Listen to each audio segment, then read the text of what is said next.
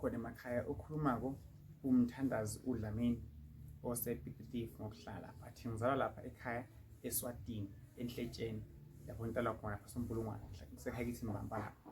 So ngiyabonga ngesiphiwo sangena kimi sesigcine sesiyavela sivele isiphiwo sakwaMampela because okuningi ngiyakhona ukwenza lesiphiwo sami. Isiphiwo siyenza ukuthi into zakho eziningi ozenzayo zingaphumeleli. Mhlawumbe ngaba i-relationship, ngaba ngumsebenzi, ngaba yini. Uma unobizo nje, ubizo lifuna ugcine uye lapha la ubizo lwakhona. Kulapha khona emakhaya. Ngiyamthanda kakhulu uNkulunkulu futhi ke nesiphiwo sami engisebenzako ngiyakuthandana naso kakhulu. Abaphansi ngiyakholwa futhi kakhulu kubo. NaNkulunkulu nakhona ngiyakholwa futhi naNkulunkulu. So kulapha khona emakhaya ningabukeli phasi iy'phiwo zenu. Ngakho nje nihlukumeza kanje empilweni zenu, nihluphana kanje indaba yini iy'phiwo zenu aniyilandeli nini.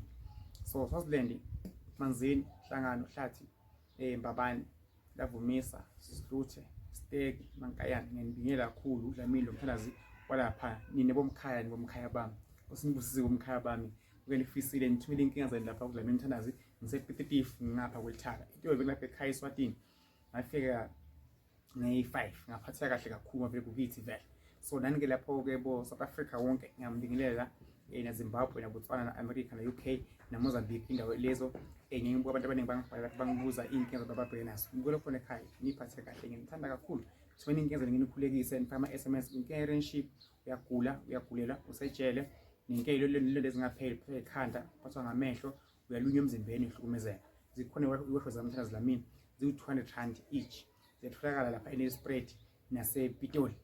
Fonela Mr. Shilwane ku-072 646 2335. Nawudinga mina 071 5292 117 073 1044 262. Ngisebenza ngesithunywa, ngingumuntu wesithunywa, ngingumuntu wamanzi. Ngiyathandaza, ngiyakhuleka, ngiyamthembela kakhulu uNkulunkulu, ngiyathemba futhi kakhulu namandla. Inkosi inibusise kwela bakhona emakhaya sihambisana sakhuleka. Phambili sizoya, ngithi phambili ngesinto, phambili nangebungithi bethu phambili. Ngongcwele egameni lakho Jehova namandla uNkulunkulu aphakade.